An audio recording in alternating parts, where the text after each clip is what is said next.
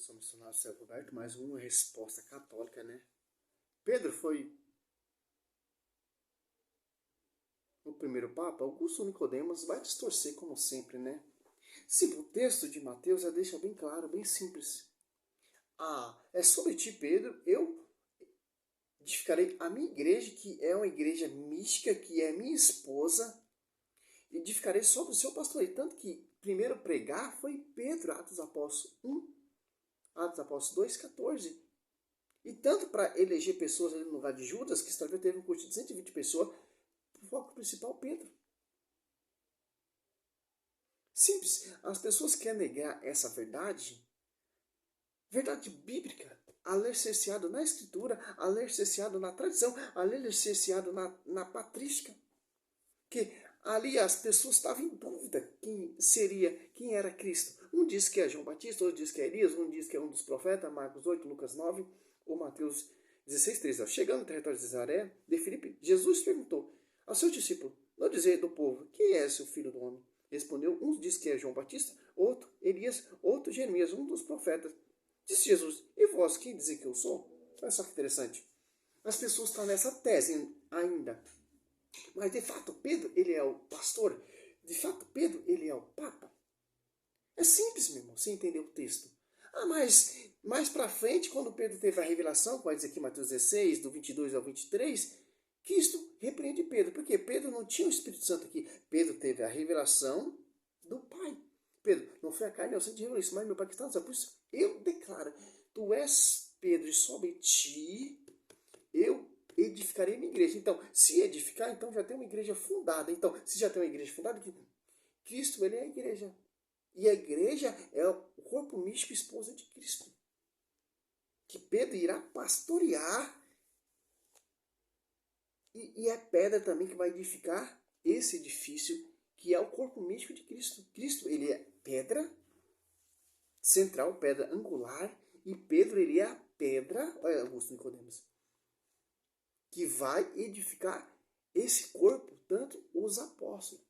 São as pedras vivas que irá atualizar o sacrifício, que são os sacerdotes, como vai dizer lá em segundo Pedro 2 ali, 4 em diante, né?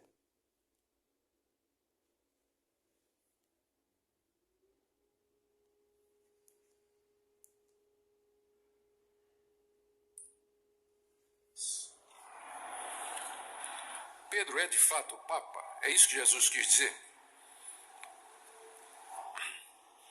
Não, aqui ainda não. Aqui é uma profecia futura.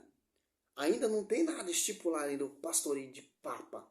Aqui ele vai ser o quê? Pastor de pastorear a ovelha. Os cordeiros. Lá no século II, se eu não me engano, que foi estipulado esse dogma. Aqui ainda não, Augusto Nicodemo, aqui que a profecia que Cristo vai edificar a sua igreja sob o pastoreio de Pedro e dos apóstolos. O Papa, é isso que Jesus quis dizer? Mateus 16, verso 18, palavras de Jesus a Pedro: eu te digo que tu és Pedro, e sobre esta pedra edificarei a minha igreja, e as portas do inferno não prevalecerão contra ela. Dar-te-ei as chaves do reino dos céus, o que ligares na terra terá sido ligado nos céus, e o que desligares na terra terá sido desligado dos céus. Uma regra simples de interpretação bíblica é que você não forma doutrina a partir de uma única passagem. Como a Bíblia foi dada progressivamente e seus escritores são vários, você tem que ver como é que aquela verdade ela é apresentada.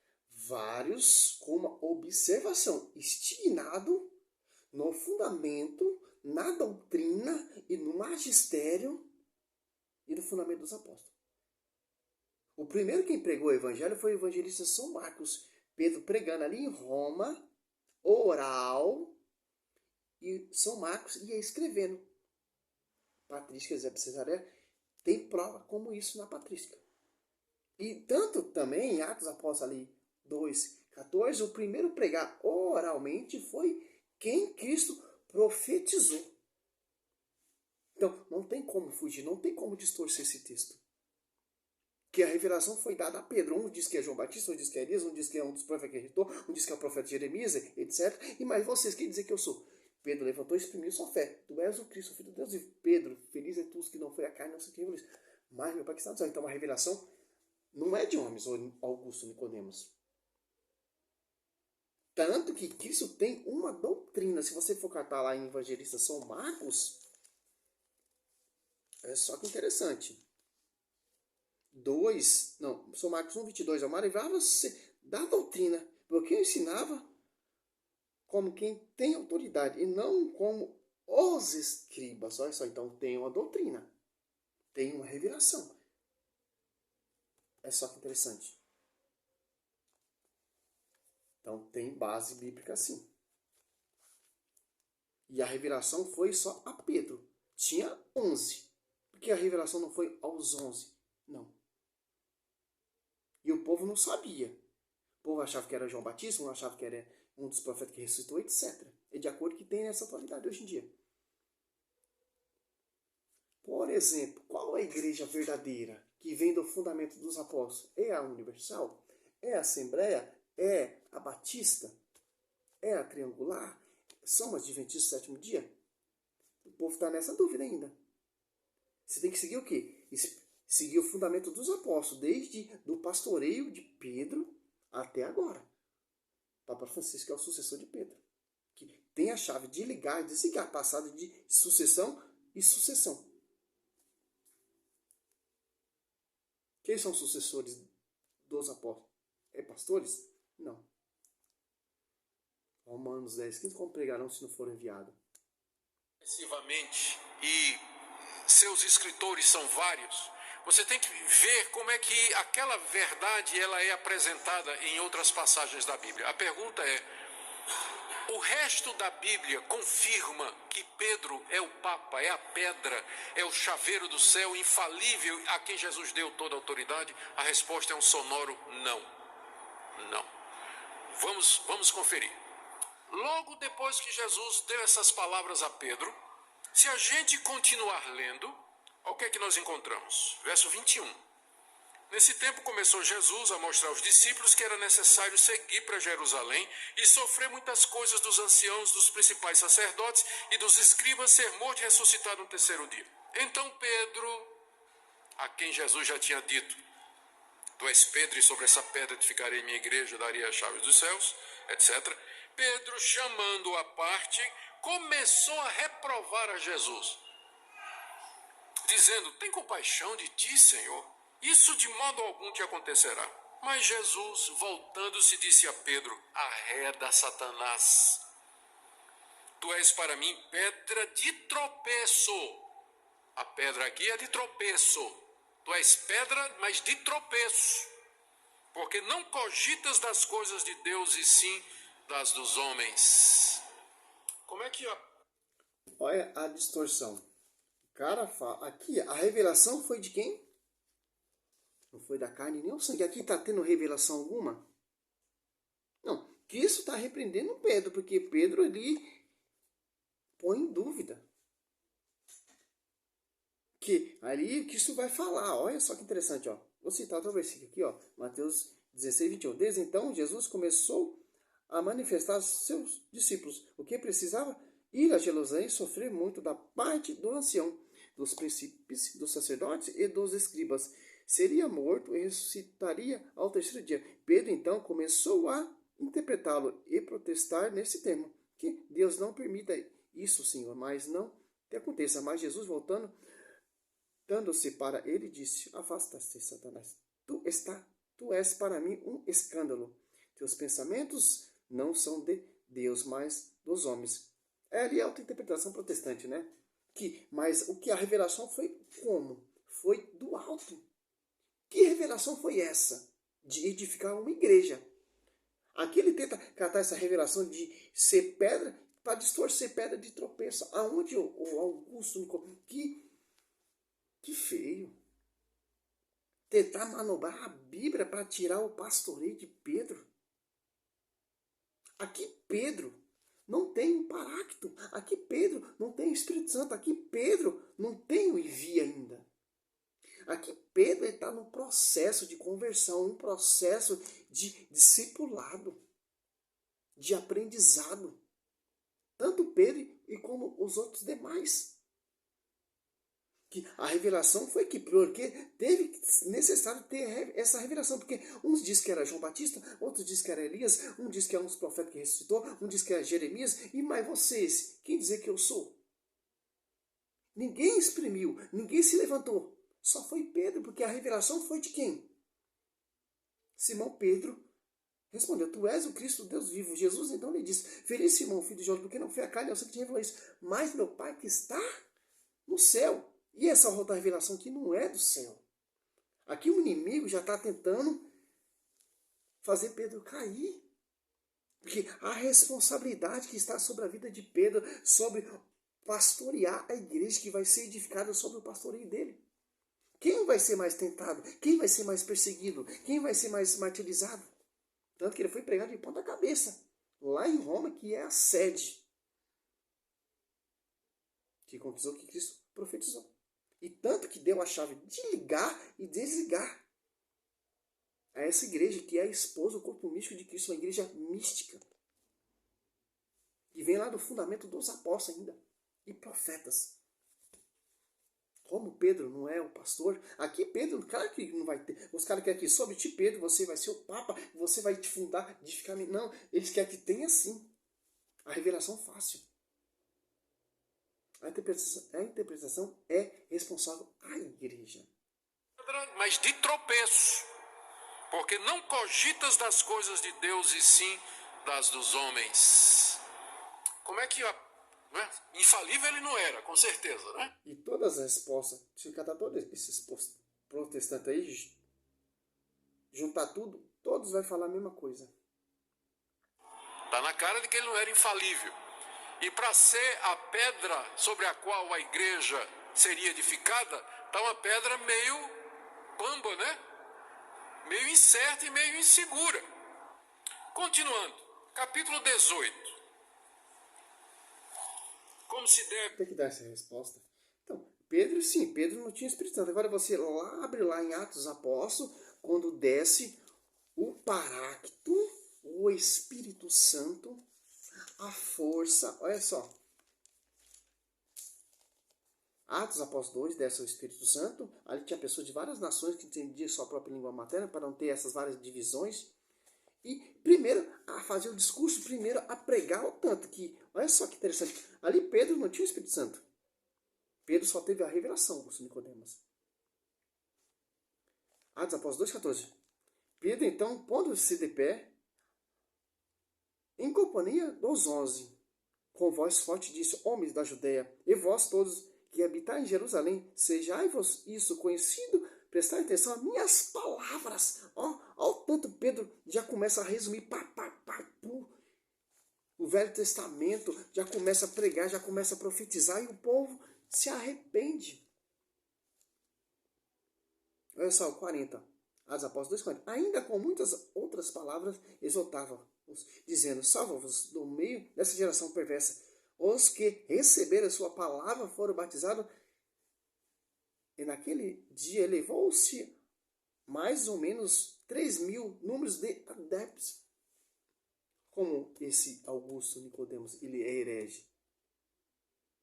Os caras catam o texto lá no Mateus 16, que está começando, que está capacitando, que isso já está ensinando o apostolado, a doutrina aos apóstolos. Os caras querem distorcer isso. Olha aqui Pedro aqui, ó, infalível. Converteu mais de 3.000 almas na sua primeira pregação.